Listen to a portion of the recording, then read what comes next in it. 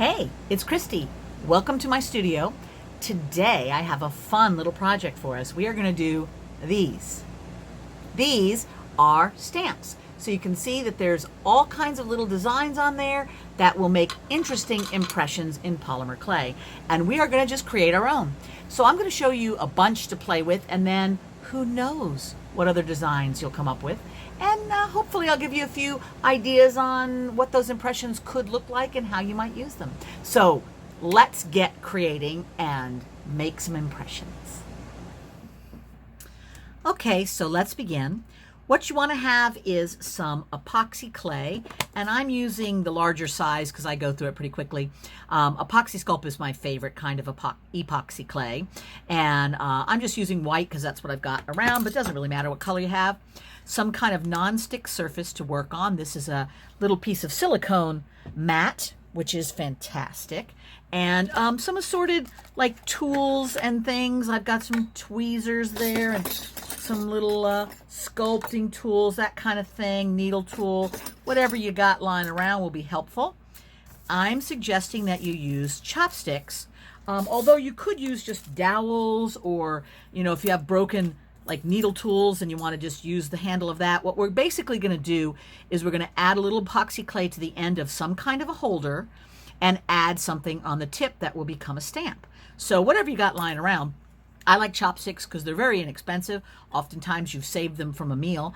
And if you they're very soft wood too, so if you just use some wire cutters there, you can just break them in half, and then you've got two halves of a stick that you can add a blob of the clay on there to make your stamp. Now, one thing I suggest is that we use a little bit of super glue to put just a little bit of coating of glue on the end of this dowel or chopstick or whatever you might have. And the reason is the epoxy clay will stick to the wood. But wood is a porous material made up of lots of little layers of things, and so it's very easy for the epoxy clay to grab to that top layer, but then over time that top layer separates from all the rest, and the glue just kind of helps make it be a little bit more of a a contained area, as it were.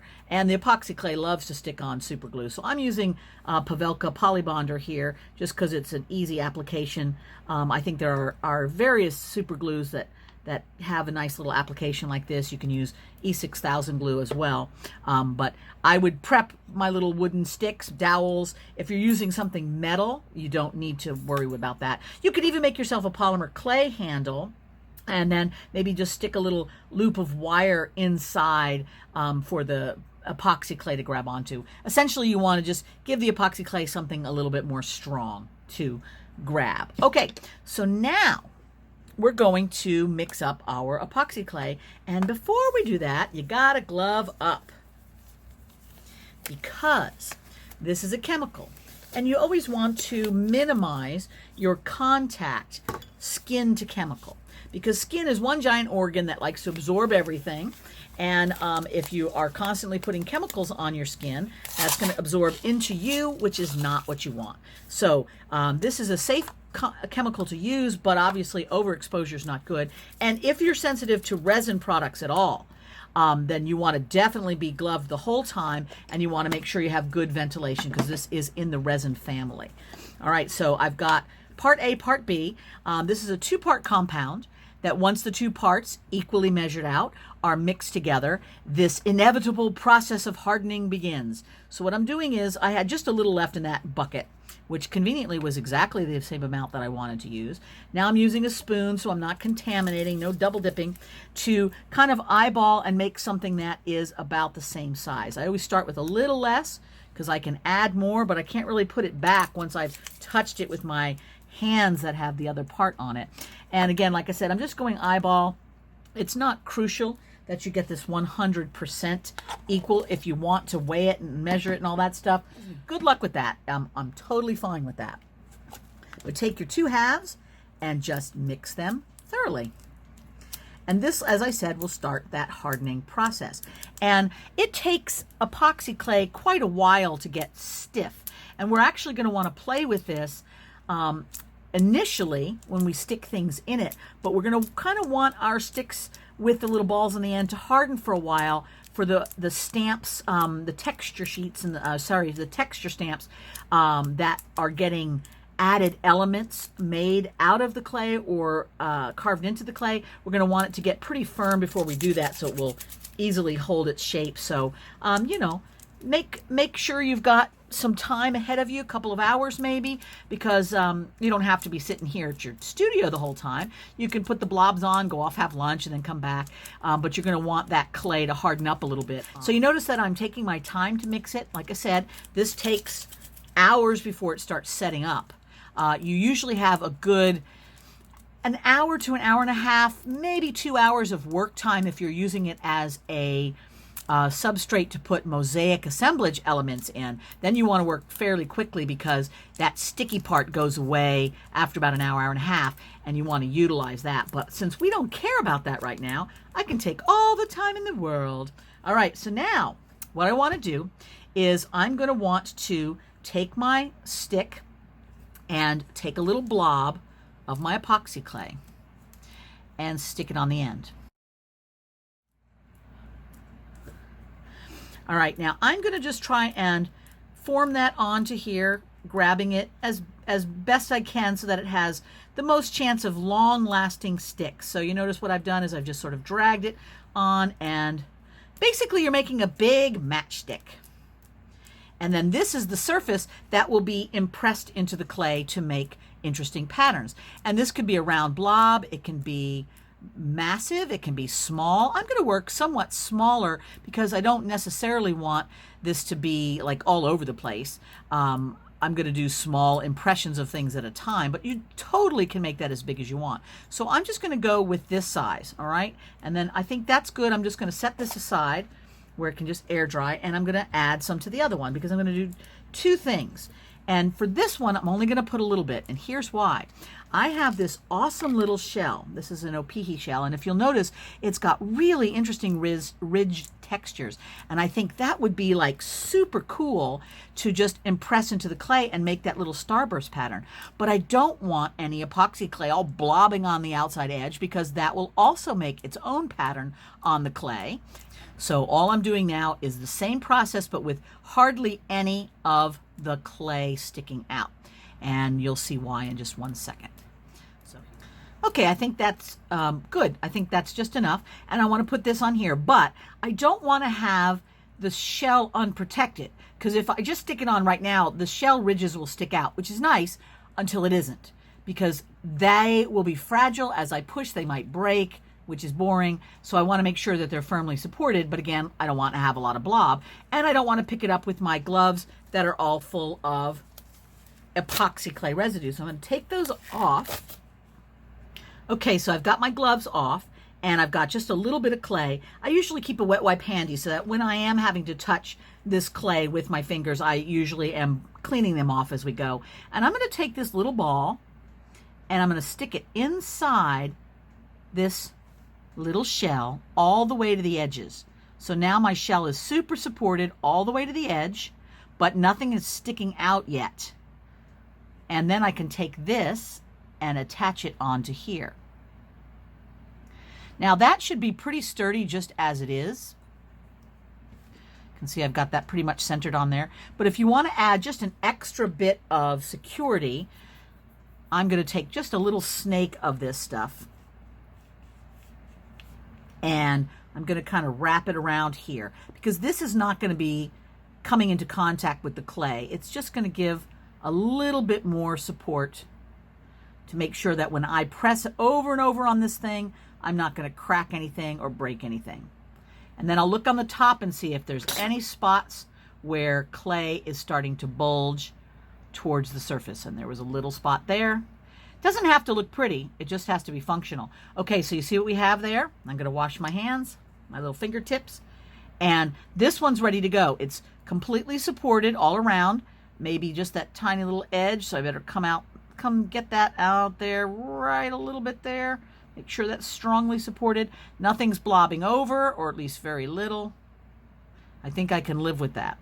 And you could make a couple things like this if you wanted to out of anything with an interesting pattern that would look great pressed into the clay. So things like coral or lava rock have some interesting patterns to them. Buttons are great. Obviously, this shell is fantastic. You'll find other things around that would work great with this process. Now I'm going to set this. I usually have like a little cup or something, and I just set these in a little bit taller cup, but set them so that they can dry pretty much upright and air dry to their heart's content. So I'm going to put that away. Now I'm going to show you another little thing based on what we did with that other little blob over there. And these are little O-rings. I love these things. They're little glass rings, but they look really great pressed in the clay. But again, the problem is once you press them in, how do you pull them back out without making all kinds of tool marks, right? So I'm just going to take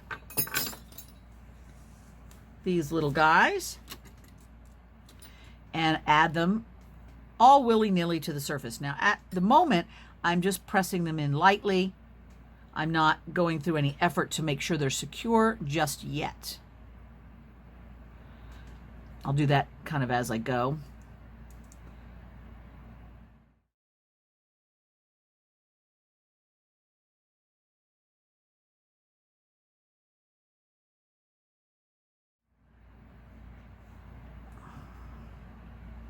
You could use various kinds of beads, seed beads, or whatever you have around that might make an interesting texture. All right, so we've got two that we've created using things that we press on or into the surface of the clay.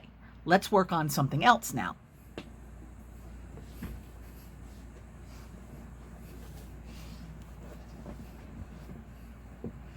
Okay, so I made a bunch of these little guys all ready to go, and they've been hardening up, and I just put them in something where they could stand up without touching the sides and without touching each other. In theory, that guy is coming out of here because he just can't play with the others. And we'll start with him. So we'll let that sit off to the side while we goof around. So the first thing I wanted to show you is making, when you're making these things, you have to remember that things that rise up will make an indentation. Things that indent in will make a bump. So you want to think backwards on all of this.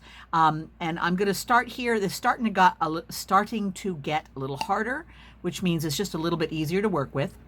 So I've got this all covered, and now I'm going to form it into however big or small I want this impression part to be. And I try to curve it a little bit concave, like a cabochon, because when you press it in, if those sides are out of the way, then you can kind of press it and make your roll, whereas if they're curved the other way, then that is going to become part of the impression. So if you have a silicone mold that makes indentations, you can press that into something like that, which would make a really good indentation. Otherwise, you just kind of manipulate it by hand. And if you want to eliminate the fingerprints, a wet wipe just rubbed over the surface will make it nice and smooth, so all those little fingerprint bumps get out. So the first thing I'm going to use, and again, keep wiping your fingers, is just my ball-tipped tools to make an assortment of indentations that will become raised bumps later.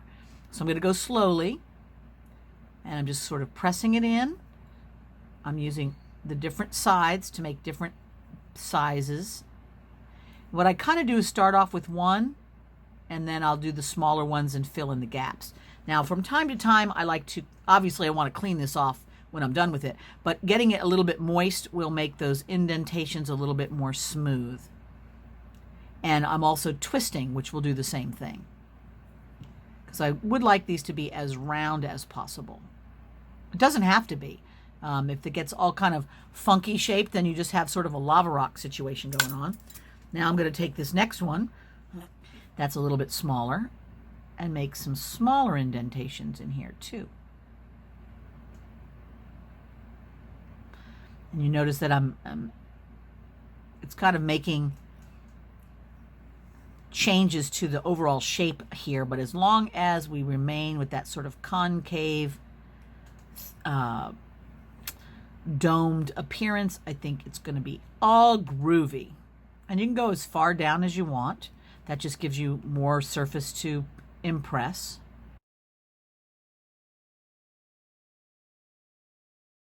And I'm just going to make sure that everything looks good, because what you see is what you get.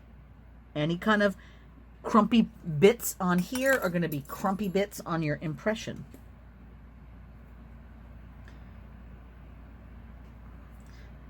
And there was... All right, so now we sort of have a asteroid looking thing, but that will make some really interesting impressions. Okay, shall we move on to the next one?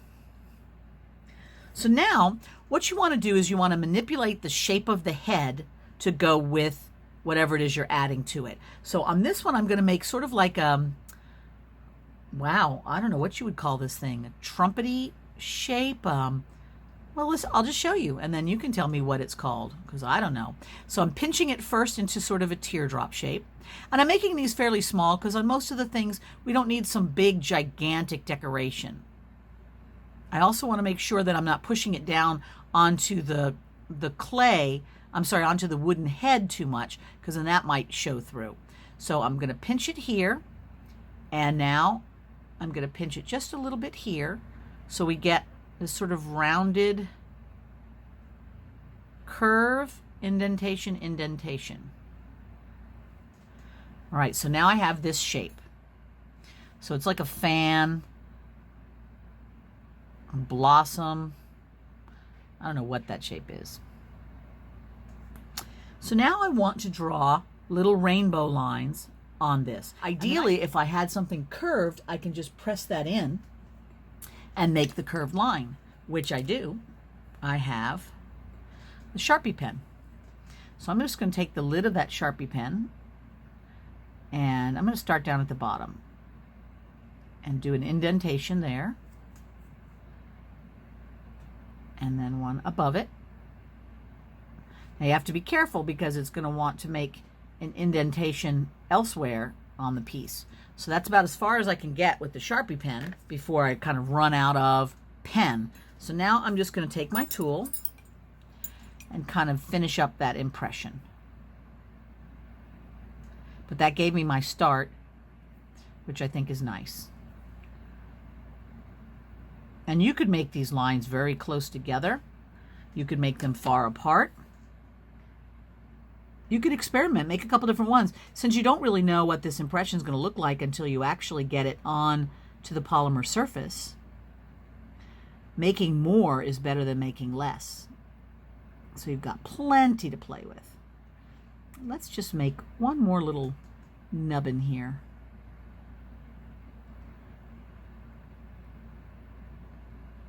Now you have to make these lines deep enough so that they will actually leave a fairly deep impression when pressed in.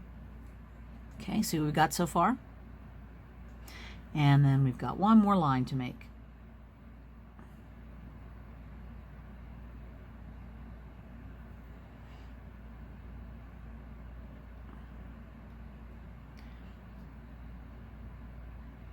All right, so see what we have? We have this nice little sort of rainbow, and now wipe off your fingers, wipe off your tools. All right, let's do another one. Now I've left myself a little extra clay because I may want to make some raised lines, and I think that's what I'm going to do on this next one. And I'm going to form this into a bit of a leaf shape. And let's give it a little rub, smooth it up a little bit. Okay, so now what I'm going to do is I'm just going to take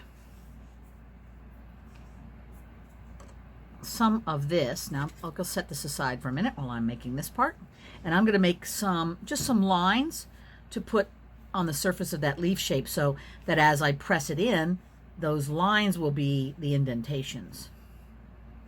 So there's one. It's also easier to play with this stuff once it starts to get hardened. It's a lot less likely to be all sticky and grab your skin, which is nice.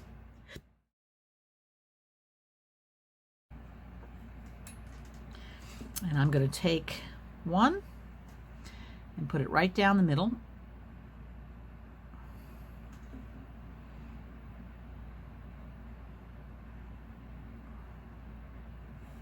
And then one beside, curving.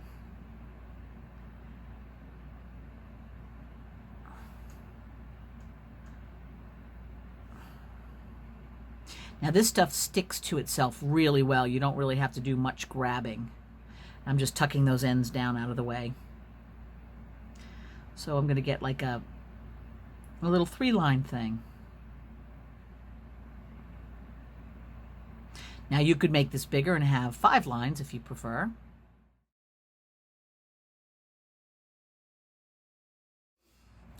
Okay, for this next one, I'm going to turn it into like a bit of a squarish shape.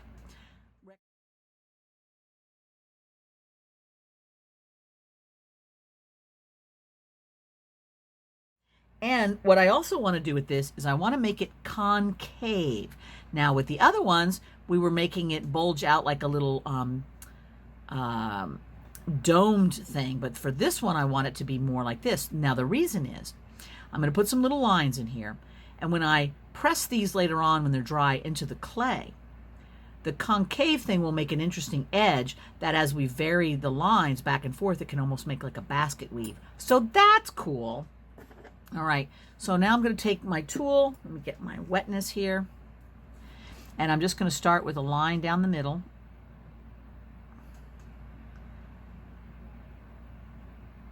And I'm making like a lot of little striations in here. And they don't have to even all line up. So I'm starting on one side, and now I'm going over to this side. I'm going to join them up.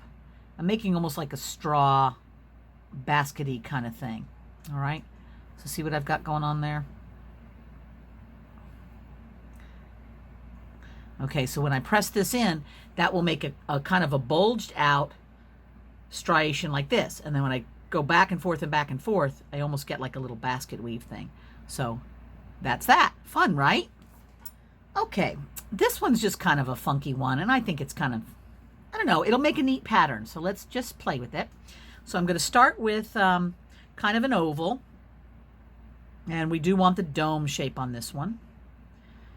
So as I'm forming the shape, I want to keep on pressing it down around the edges.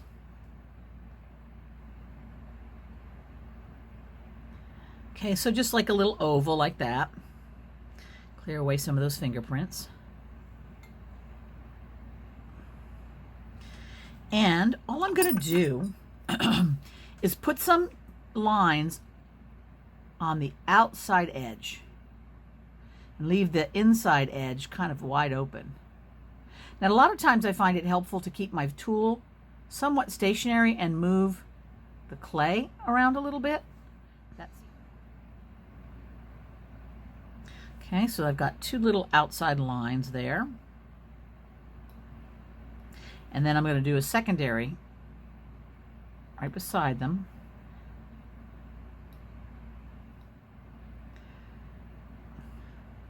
I'm going to give that some secondary little lines. And let's put some indentations in between the lines. Let's go back to our tiny little, well, it's not tiny, but our smaller ball-tipped tool. I'm making some other lines on the side here, just so that, again, remember, as you press something in, the sides of the piece are going to be visible too, unless they're really out of the way. So putting a little texture, something on there, is going to make them look like that was purposeful, which is nice. And so I've got like a bunch of little lines on the outer edges, those little dots on the inside, and then just kind of wide open in the middle. Now, what you can do right now, that wide open in the middle is going to be kind of blobby there, right? I mean, you're going to see that. So instead, what I would love to do is just take this tool and press it down. So I'm holding the edges up so I can press this down and push that middle out of the way. So now we have just those little lines. Now you could have done that indentation first. That probably would have been more logical. So yeah, do that first. And then we've got our little lines on the side and our little dots there. That should make an interesting texture. One more. So for this, I just want to make kind of a circular roundness, and we're going to do sort of like a double circle bullseye thing. And I'll go ahead and make this one a concave one too, since we've only done one other of that. And we'll see how that turns out. Again, this might be a really fun thing for coral reefs. So let's take a ball of clay, press it a little bit, stick your tool in it. I usually come in on one side and then on the other so that I can sort of roll this into a bit of a donut. And then it's circular without any indentations that would happen or weird spots from trying to close off a snake. And this is a bit on the irregular side, which, you know me, I'm kind of fond of irregular. You could make it less irregular if you wish by just kind of manipulating and playing with it. But I kind of like where that's going right now. So I'm going to take my weird little toilet plunger and stick this circle in it in an odd kind of way, so that now my outside rim is a circle and this is a circle. And we could leave it just like that if we want to. Or we could drop in another little ball, another little bit of clay to make the dot in the middle. Let's try that. That one was too big. So what I'm doing is I'm going to make like a teardrop. Now remember, this doesn't have to get pressed like polymer clay. It's going to stick to itself as long as it's fairly attached. So I've got this. Let's put this little guy point side down right in the middle. And now we've got kind of a target thing going on. That should make an interesting little impression. And you could even put little lines around the outside edge if you wanted to. That would add an interesting little effect to it. You know, in fact, let's do this. Since we're doing it already, let's take a bigger pile of epoxy clay leftovers and flatten that out a little bit. Let's add it to the outside rim and make yet another layer.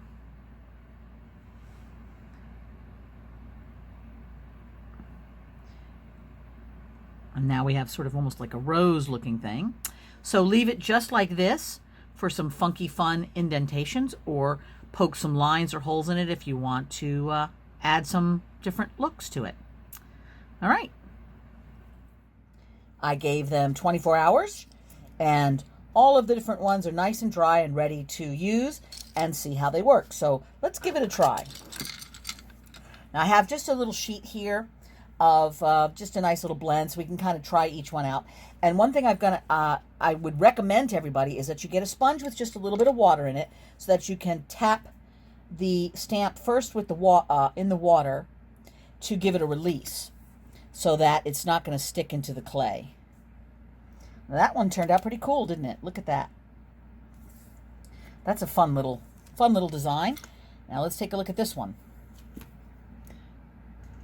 That was one I did when you weren't looking. So that's got a fun little, kind of a nifty little flowery texture going on there. I'm going to save that one. Let's take a look at this one.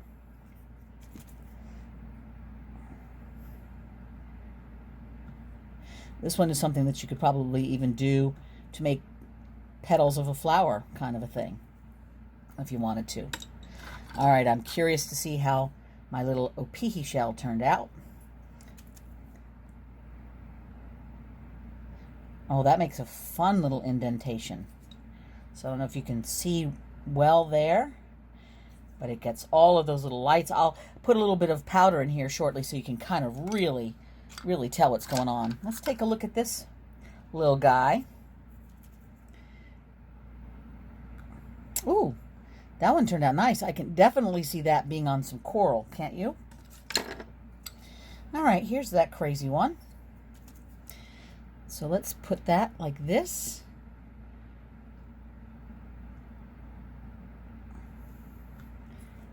That's pretty nice. The spiral. On these, I tend to kind of roll them if they've got a lot of stuff that's going down in that dome shape, so you can get that full design visually. This one's got a really deep indentation. This is a cone shell cap. So this is something you could even do like a little ball of clay underneath. Let's put this under here to make like a raised area so that when you press that down, it goes deep down in and you get kind of something that sticks up like that. That could be fun pattern, don't you think? Didn't even press that one down far enough to get the full coil in there. I like that. That turned out good. Let's take a look at this little leafy thing now. Oh, that makes nice little leaves, doesn't it? Look how fun that turned out. And then this last one, that one was the one that had the kind of concave, because the theory would be that you would press it like this and then this way. So I'm turning it back and forth and you make kind of like a basket weave. So see how if I keep on going, that would look like a little basket weave. Obviously, if I wasn't going over another design. But especially once you get powders down in there, you get that up and down because it kind of curves in and around each other. So that's a pretty good crop, I think. Don't you?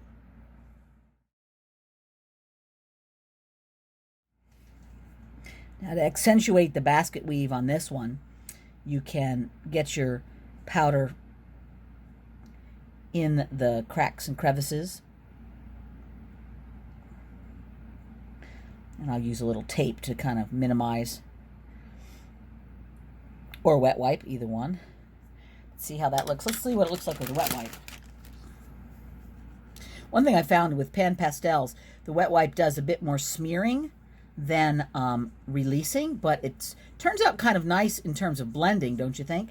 And then, you know, down in each of these cracks and crevices, putting a little bit darker. So I did it a little bit sloppy, but you get the idea of how that can look very much like a basket weave. So let's take a look at this one. I think we can see a lot of those neat little bubbles. Tape to take it away from the surface. That looks neat, kind of like cobblestone or something like that there, huh?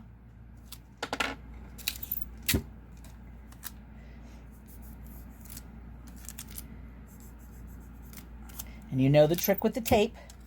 Just put some sticky tape down over the surface and lift, and it will get it out of, it'll get it off the surface and leave it down inside all of the cracks and crevices.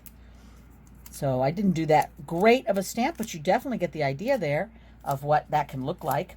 Okay, so this just gives you an idea of what's possible, right? There's just so many more explorations that you can do and ways that you can use your texture stamps.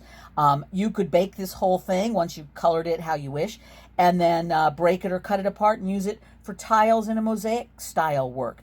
You can cut things out and turn it into a pendant or little earrings, or cut pieces out and put them on other pieces, as you know.